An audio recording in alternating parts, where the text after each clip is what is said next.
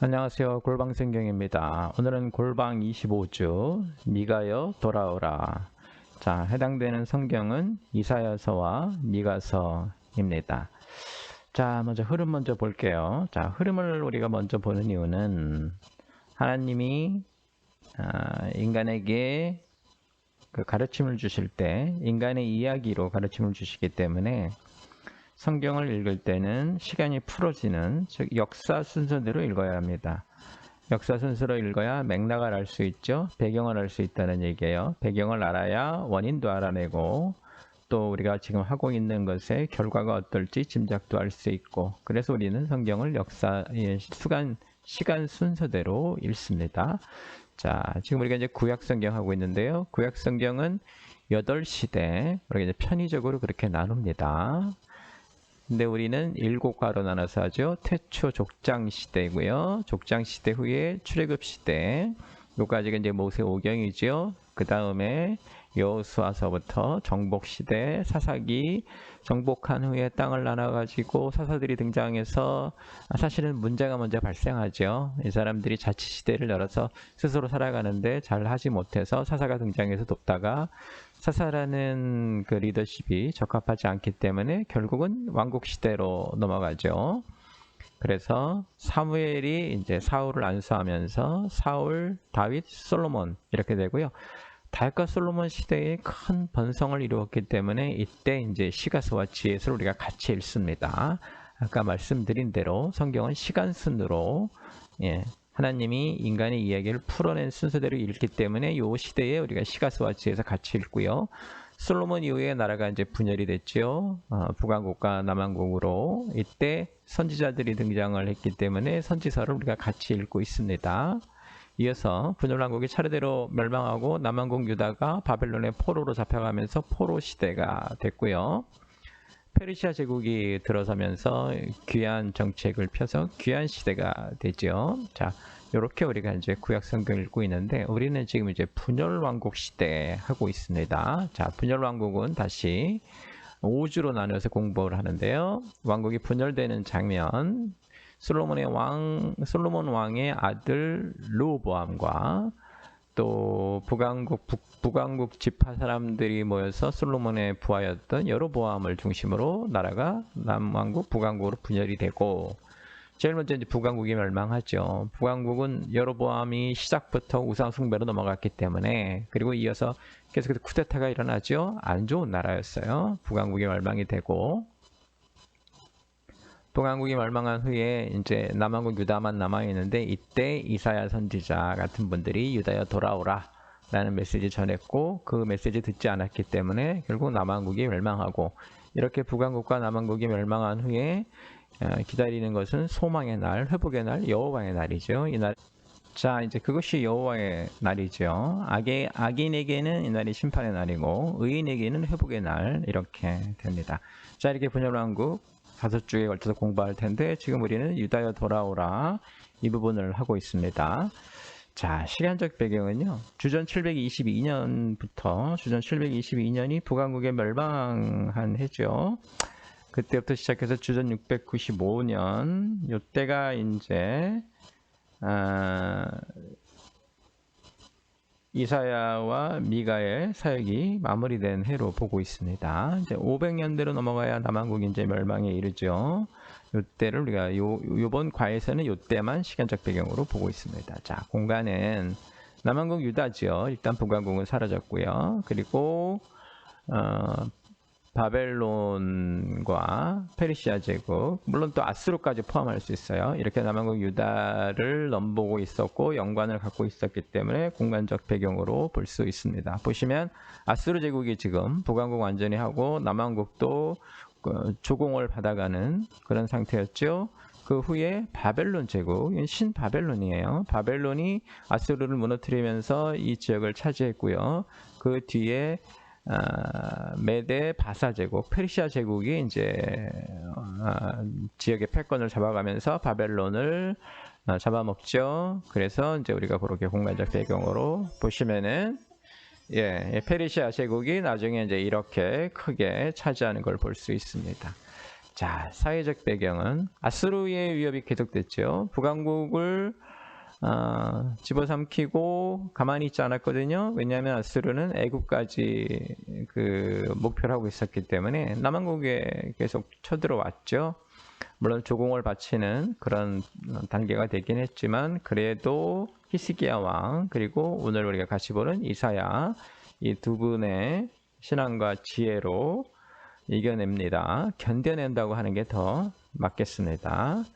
히스기야의 신앙 우리가 이제 다음 주에도 이제 같이 볼 거예요. 남왕국이 멸망되는 과정에서 히스기야가 어떤 모습을 보여줬는지 우리가 볼 텐데 히스기야 왕을 통해서 고난을 극복하기도 하죠. 물론 이때 히스기야가 살아있을 때 바벨론이 이제 소국으로 등장을 해서 점점 커가는데 이때 하여튼 간에 아수르 그리고 그 아수르를 이제 나중에 무너뜨릴 바벨론에 등장해서 패권이 강대국 간의 패권 다툼으로 인해서 고난을 받죠. 아수르가 위협을 했고 바벨론도 위협을 하는 그런 시기라고 보시면 되고요. 성경은 이사야서와 미가서 이 두 권입니다. 자, 선지서는 그 길이에 따라서 대선지서와 소선지서로 구분할 수 있어요.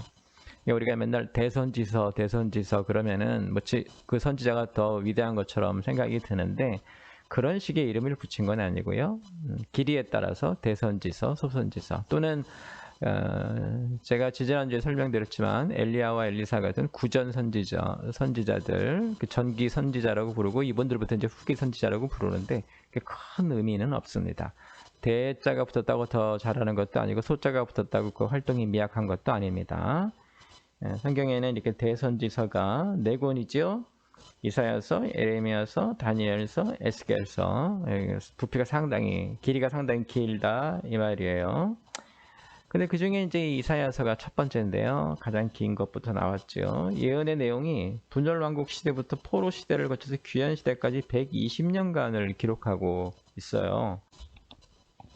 자, 그렇게 120년에 대한 예언이 나오고 또 이 이사야서에는 메시아에 대한 구체적인 예언이 포함되어 있어서 대표적인 선지서로 읽혀지고 있죠. 자그마치 뭐 120년이면 이스라엘의 중요한 역사에 관한 이야기들이 다 선지서에 포함되어 있다는 건데, 근데 이제 특이한 것은 이사야서가 1장부터 이제 마지막 장까지 상당히 길죠. 66장까지인데 1장부터 39장까지 이제 분열왕국 시대고요. 40장부터 55장까지 포로 시대, 그리고 56장부터 66장까지 귀환 시대의 모습이 보여지는데 이렇게 세 부분이 문체나 이런 것들이 달라요. 그래서 이제 보통 우리가 이사야 1권, 이사야 2권, 이사야 3권 이렇게 분류하기도 합니다. 근데 이게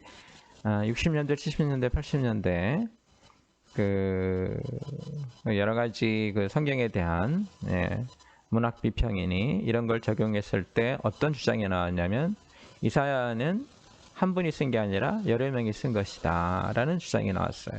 그렇게 되니까 이제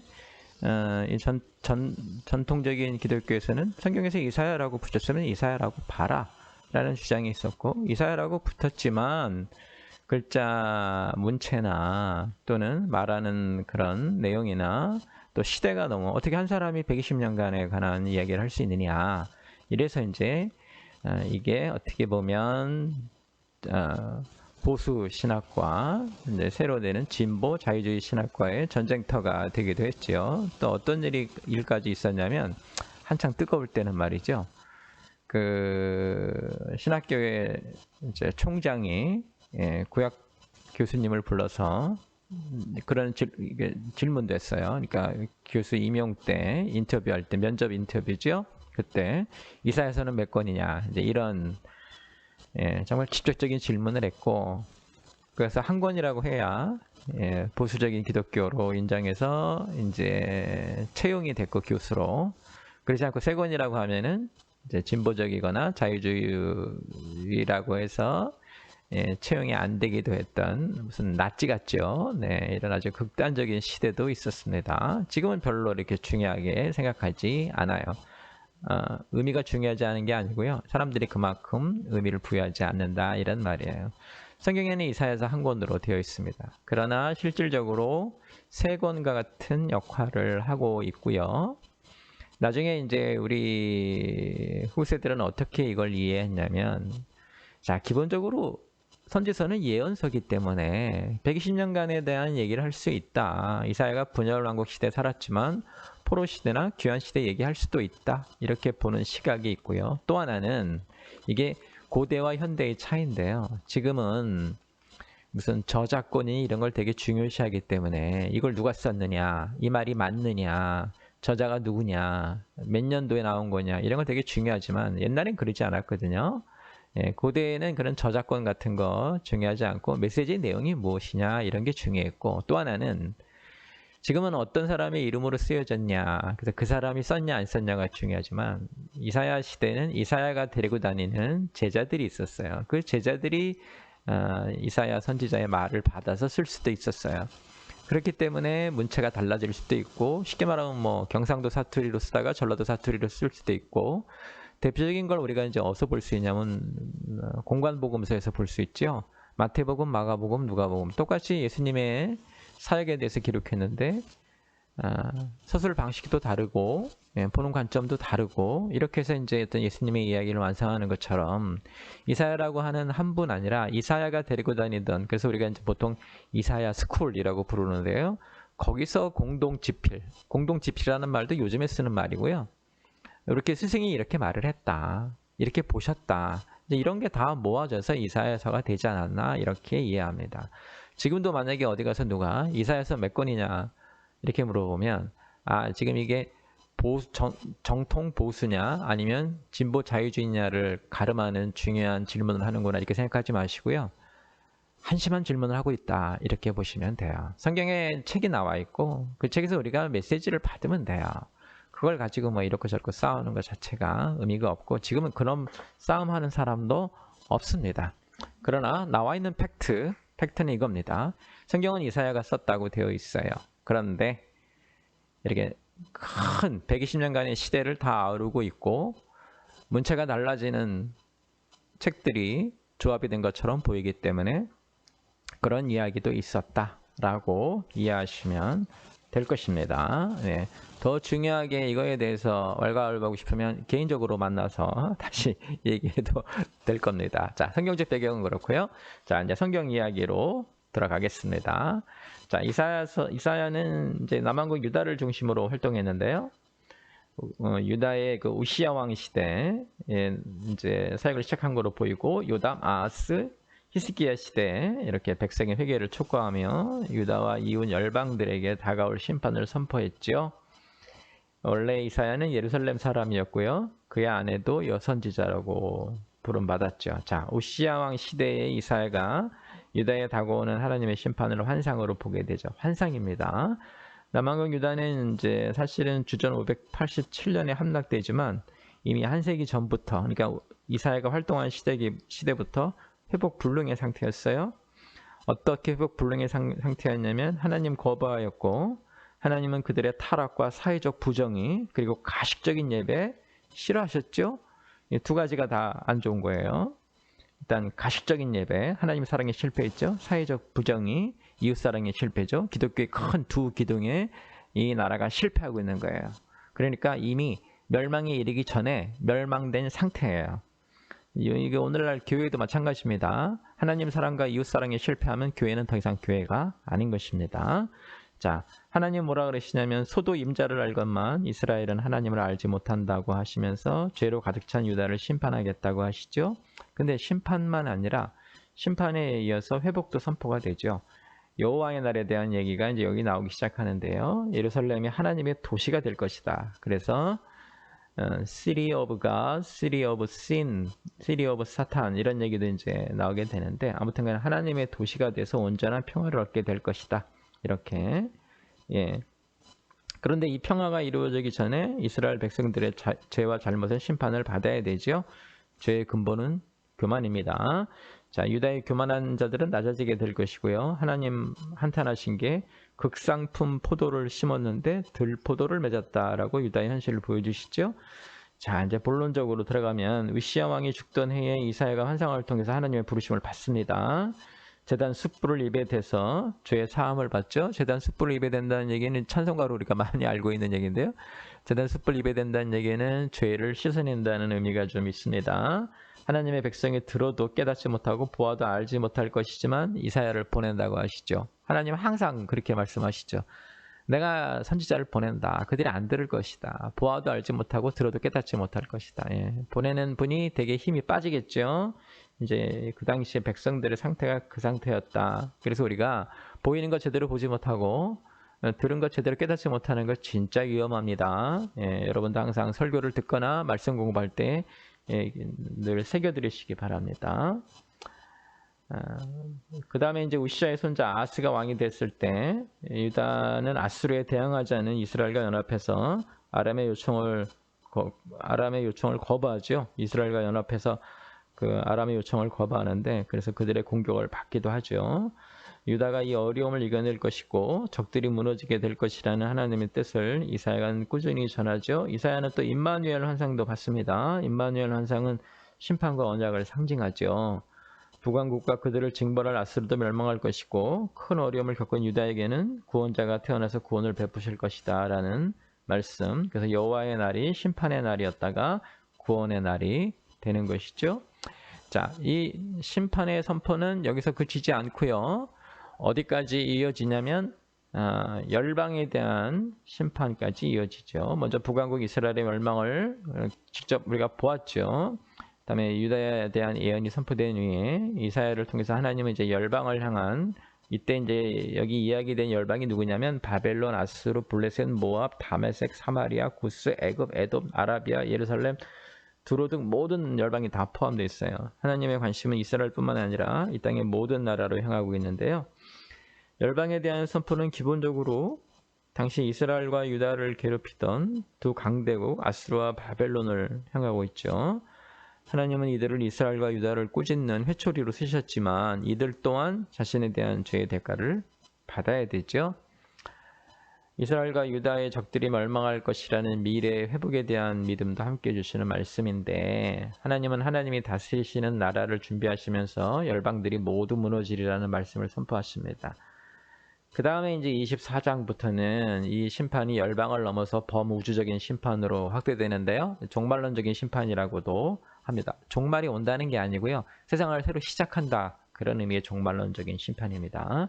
하나님은 땅의 모든 백성에게 심판의 경고를 내리시죠. 땅을 공허하게 하시고 황무하게 하시고 뒤집어 엎으시고 거민을 흩으시겠다.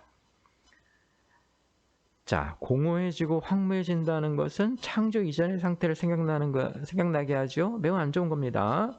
심판의 말씀은 또 25장부터는 구원에 대한 약속으로 이어지죠.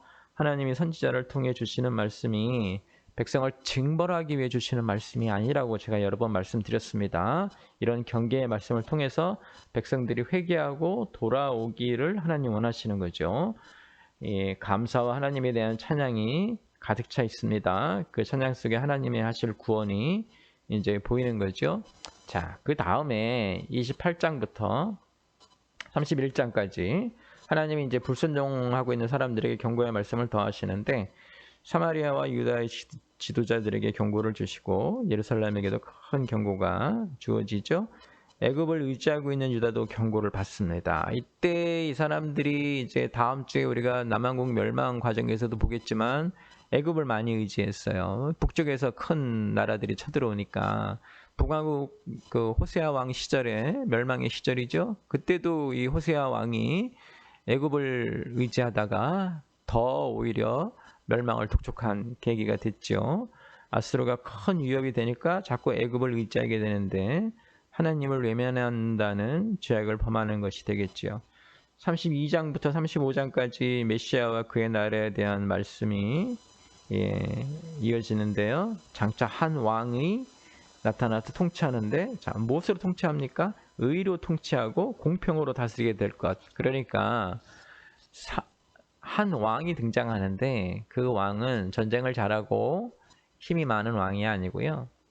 의로 통치하고 공평으로 다스려요. 그러니까 문제가 뭐라는 게 여기 나타나죠. 지금 멸망해가는 유다나 이미 멸망한 북왕국 이스라엘이나 문제는 뭐였어요? 의로 다스리지 않고 공평으로 다스리지 않았다는 거예요. 그러니까 우리가 기다려야 되는 왕, 새 왕국의 왕은 어떤 왕인가? 의와 공평으로 다스리는, 예, 오늘날에도 똑같습니다. 네, 의와 공평이 나라를 강하게 하고 하나님의 나라로 만듭니다. 네, 잊지 말아야 할 것입니다. 자, 이사야는 이제 안일한 여인들을 꾸짖기도 하는데요. 하나님께서 역사하실 때 아수르의 임할 화, 열방들의 임할 화가 선포가 되죠. 하나님께서 하나님의 백성에게 해악을 끼친 자들에게 복수하시면서 새 왕국을 만들어갈 것을 보여주시죠. 자, 36장부터 39장까지는 열왕기하 18장부터 20장까지에 기록된 아수르와 히스기야 왕의 대결의 모습인데요. 히스기야 왕이 이제 신앙으로 아수르의 압박과 침공을 이겨내죠. 견뎌낸다고 제가 말씀드렸어요. 네, 이렇게 하고, 자, 이사야 이제 40장부터 이제 요즘에 이제 흔히 말하는 이사야 두 번째 책으로 포로 시대 포로들에게 주어지는 희망의 말씀이에요. 이사야의 예언은 이제 분열 왕국 시대를 지나서 포로 시대를 배경으로 하고 있습니다.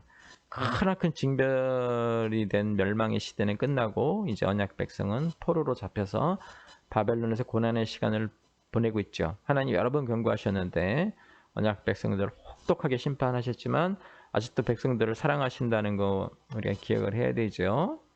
하나님은 이제 이사야에게 먼저 이들을 위로하라고 하시죠. 언약하신 대로 하나님이 고레스를 사용하셔서 바벨론을 심판하시고 이스라엘이 회복될 것이라는 예언이 나오고요. 여기서 이제 구속자 메시아에 대한 예언이 나오죠. 메시아는 백성을 구원할 것이고 이를 이루기 위해서 어떻게 합니까? 고난을 당하죠. 그리고 그 고난을 당하는 일에 순종하시죠. 하나님은 남은 자를 격려하시고 구원을 언약하시는데 이 구원은 하나님의 종을 통해 이루어지는데 그 종은 어떻게 합니까? 고난을 받고 죄를 짊어지는 메시아죠. 종은 멸시를 받고 강고를 많이 겪고 우리의 질고를 지고 우리의 슬픔을 당하죠. 대속을 받는다는 얘기죠. 죄의 대가를 우리 대신 받는 것입니다.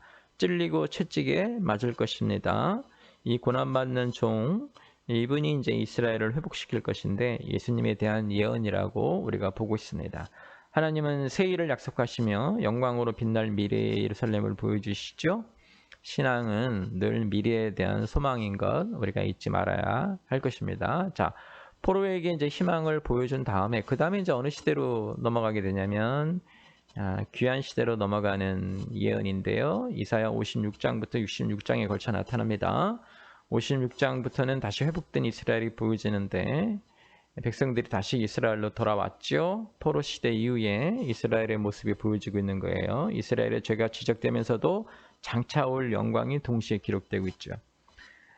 이방인이라도 누구든 하나님을 따르고 순종하는 자는 하나님이 이끄신다 하는 게 이제 이 새하늘과 새 땅에 대한 메시지도 등장하는데요. 이게 하나님의 기준이죠. 순종이 하나님의 기준이에요.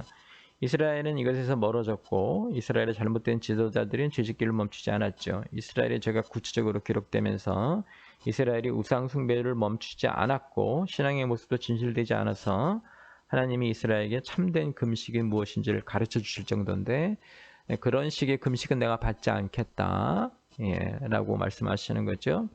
자, 그 다음에 이제 영광스러운 이스라엘의 미래가 보여지는데요. 하나님은 참된 신앙을 축복하시죠. 선지자가 백성의 죄를 책명하고 백성들은 자신들의 죄를 자백합니다. 이런 일이 실제 일어나야 되죠. 예루살렘은 장차 오실 메시아를 통해 큰 영광을 받게 될 것인데요. 회복이 되고 남은 자들의 기도에 하나님이 응답하시며 새로운 피조물이 되고 새하늘과 새 땅으로 스스로 구별된 새 축복을 받게 되는 거죠. 그래서 지금 우리가 이제 받게 되는 건요. 이 새하늘과 새 땅은 지금까지의 죄된 삶을 모두 무너뜨리고 새로 시작하는 걸 말해요. 단순한 고침이 아니고요. 근원적인 변화예요. 옛것이 새것으로 만들어지는 것을 말합니다. 신약성경에서 옛 습관을 버리라는 말, 곧 새로운 나를 만들라는 것인데요. 지금 여기 새하늘과 새 땅에 대한 선포는 이스라엘을 새롭게 하신다는 선포죠. 새로움에 맞게 신실해야 되는 거죠. 자, 여기까지가 이제 우리가 이사야서인데요. 보신 대로 구조가 이렇게 되어 있습니다. 심판이 선포됩니다. 그들의 잘못이 드러나죠. 여러 가지 잘못을 우리가 말할 수 있지만 기둥은 두 개예요. 하나님 사랑에 대한 실패, 그리고 이웃사랑에 대한 실패. 사회가 부정했고요. 예배가 엉망이었어요. 그래서 하나님께서 어떻게 하시는가? 이들을 심판하고 그들뿐만 아니라 그들을 심판하려고 쓰신 회초리, 여기서는 이제 아수르와 바벨론이 되겠죠. 그들도 심판하실 것이고 주변에 있는 모든 나라들도 자기들이 한 잘못 때문에 심판을 받을 것이고 거기서 끝나는 게 아니라 새 왕국이 오게 될 것이죠. 새 왕국은 어떤 왕이 다스려요? 의와 공평으로 다스리는 왕이에요. 그게 기독교가 바라는 왕국이에요. 잘 사는 나라가 아니고요. 의로 사는 나라예요. 남들보다 힘이 센 나라가 아니고요. 모든 백성이 공평하게 대우를 받는 나라예요. 그게 새 왕국이에요. 자, 그리고 이제 이사야의 예언이 포로 시대까지, 포로들은 모두 잡혀가서 고난을 당하고 있었는데 이사야의 예언은 무엇을 말합니까? 희망을 말하게 되는 거죠. 잘못도 지적하지만 희망. 그래서 이게 선지서의 기본이에요. 지금 잘못을 말해주는 이유는 장차 올 희망. 그리고 장차 올 희망은 이제 56장 이후로 나타나는 새하늘과 새 땅에 대한 비전이죠. 물론 여기서 이제 고난받는 종이 나오고요. 새하늘과 새 땅은 우리가 모두 새롭게 창조되고 새로운 피조물이 되어서 하나님의 나라를 만들어가는. 그래서 이사야 첫 부분, 두 번째 부분, 세 번째 부분, 그래서 세 권이라고 부르는 사람들도 있다. 네, 아까 말씀드린 대로 중요하지 않다. 중요한 건 하나님이 전한 메시지고 그 메시지를 경상도 사투리로 전하든 전라도 사투리로 전하든 우리는 메시지를 봐야지 그 말투를 보는 것은 아니기 때문에 그렇습니다. 그 다음에 이사야 한 분이 아니고 제자들이 이어서 받아 쓸 수도 있는 것이고 이런 여러 가지 것 고려된다고 말씀드렸어요. 자, 그 다음에 이제 미가서가 미가서를 우리 같이 보는데요. 미가는 아모스, 호세아 선지자와 동시대의 선지자죠. 남한국 유다의 농부였지만은 남한국 수도인 예루살렘과 북왕국의 수도인 사마리아를 향해 말씀을 전했습니다. 그러니까 이사야보다 조금 빠를 수도 있어요. 남한국도 북왕국을 멸망으로 이끈 죄를 똑같이 가지고 있음을 지적하죠. 그래서 권력자, 사제, 선지자를 꾸짖고 그들의 재물에 대한 탐욕, 그로 인한 약자, 약탈, 정직하지 않음, 엉터리 신앙 규탄합니다. 내용은 뭐 우리가 늘 듣던 것인데 그래서 우리가 더 소름 끼치죠. 맨날 듣는 건데 왜 바꾸지 않는지.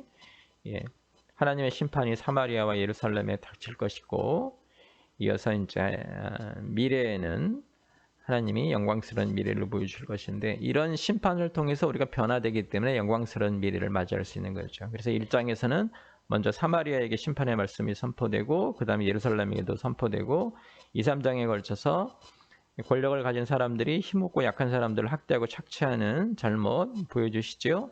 4장에 넘어가면은 다가올 미래의 회복의 모습을 보여주시는데 새로운 예루살렘이 평화의 중심이 되는 모습이 보이죠. 하나님 이때부터 여호와의 날과 남은 자들을 강조하시는데요. 남은 자들이 다시 예루살렘으로 돌아오게 될 것이고요. 포로에서 풀려나게 될 것이죠. 예루살렘에는 새로운 왕이 나와서 이스라엘을 구원할 것이라고 말합니다. 6장에서 이스라엘의 잘못이 상세히 설명이 되어 있는데요. 하나님이 기뻐하시는 것이 무엇인지 이스라엘을 모르고 있어요. 하나님이 기뻐하시는 것은 쉽고 단순한 거죠. 하나님이 기뻐하시는 것은 공의와 인자를 사랑하는 것과 겸손입니다. 그러니까 교만을 버리고요. 인자를 사랑하는 것, 그 다음에 공의, 이웃사랑이죠. 이게 하나님 메시지의 항상 핵심이에요. 하나님을 사랑하고 이웃을 사랑하라. 이 두 기둥을 벗어나면 신앙은 존재하지 않습니다. 기독교는 존재하지 않아요. 여러분의 기도는 응답받지 못할 거예요. 이 두 기둥을 우리가 늘 교회의 비전도 마찬가지고 이 두 기둥이에요. 하나님 사랑, 이웃 사랑. 이 두 기둥을 강조하지 않으면 우리는 기독교가 아니에요. 기독교 무당이 되어버릴 수 있습니다. 주의하셔야 됩니다. 하나님 말씀하시죠. 공의와 겸손, 인자를 사랑하는 것이 예배 때 드리는 예물보다 훨씬 더 하나님을 기쁘게 하는 것이다. 이게 미가서에 기록되어 있습니다. 그러니까 망가진 이스라엘을 미가는 마음 아파하죠. 신실함과 정의, 정직이 사라진 사회가 지금의 이스라엘 사회라는 것이고요. 인간의 관계 또한 모두 망가졌고 그래서 인간의 세계는 어둠이죠. 그러나 희망은 남아 있습니다. 미가는 희망을 주신 하나님을 잘 알고 있었고 하나님은 다시 이스라엘을 세울 것이라고 선포가 됩니다. 하나님이 다시 이스라엘을 이끌어 주실 그날을 주의 깊게 기다리자고 미가 선지자가 강조하죠. 자, 정리합니다. 지금 북왕국은 멸망했고요. 남왕국만 남아 있습니다. 살려야죠. 언약 백성이니까. 하나님 어떻게 하세요? 심판을 먼저 선포하시죠. 북왕국 받지, 너희 남왕국 이렇게 너희도 심판받을 것이다. 너희만 심판받는 게 아니라 너희를 심판한 그들도 심판받을 것이며 모든 열방, 모든 백성, 모든 사람들이 심판을 받게 될 것이다. 그 위에 새 왕국이 일굴 때 그 새 왕국은 어떤 왕국인가? 하나님을 사랑하고 이웃을 사랑하는 의와 공평으로 다스려지는 새 왕이 등장할 것이다. 그리고 너희들이 포로로 잡혀있는 동안에도 주의 종이 질고를 짊어지고 채찍에 맞고 고난을 당함으로 우리에게 어떤 희망을 주시고 우리에게 어떤 날이 돌 걸까요? 새하늘과 새 땅, 새롭게 창조되는. 그래서 이 모든 것이 이것을 만들기 위한 과정이에요. 심판과 멸망, 고난, 고초, 고난받는 종, 그걸 통해서 하나님이 이루고자 하시는 거 새하늘과 새 땅이고요. 그리고 미가서 통해서 하나님 사랑 실패한 너희들이 이웃 사랑에도 실패했기 때문에 백성을 돌보는 일을 하라는 메시지가 전달이 됩니다. 자, 망해가는 나라에 하나님이 주시는 말씀 뭡니까? 하나님 뜻대로 살라예요. 삶이 바로서야 이기는 사람들이 됩니다. 뭐 군대를 더 만들고 뭐 이런 걸로 우리가 이기지 못합니다. 이 기억을 하셔야 될 것입니다. 이번 주엔 이사야서와 미가서 읽으시면서요. 남왕국이 지금 어떤 상태인지, 멸망을 앞둔 남왕국이 어떤 상태인지 보시고요. 다음 주에는 남왕국의 멸망의 과정 이야기하게 될 것입니다. 이번 주에도 성경 말씀 통해서 많은 은혜 받으시는 여러분 되시기를 주님의 이름으로 축원합니다.